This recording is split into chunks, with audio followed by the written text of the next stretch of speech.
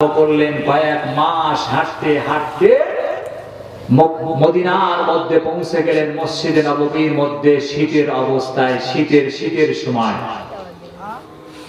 হযরত আব্দুল্লাহ মসজিদে নববীর মধ্যে প্রবেশ করেছেন। প্রবেশ করার পরে তিনি তখন বসে আছেন।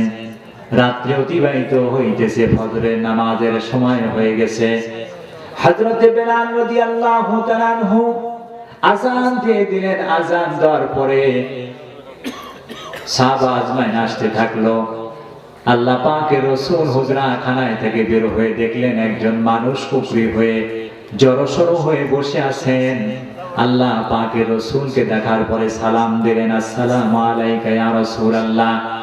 সালাম দেওয়ার পরে আল্লাহ নবী ওই সাহাবীকে, যিনি ইসলাম ধর্ম এখনো গ্রহণ করেন নাই, তখন তিনাকে প্রশ্ন করলেন, কে তুমি? এত শীতের মধ্যে তোমার গায়ে কোনো কাপড় নাই, একটা কাপড় আছে শুধু লজ্জাস্থান ঢাকা।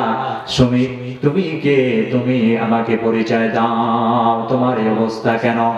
হাদিস শরীফের মধ্যে আসছে, ওই আব্দুল্লাহ বলতেছেন, ইয়া রাসূলুল্লাহ, ইয়া হাবিবাল্লাহ, আমি মক্কা নগরীর সবচাইতে ধনাঢ্য মানুষের ভাতিজা, আমাকে সব কিছু দেওয়া হয়েছিল।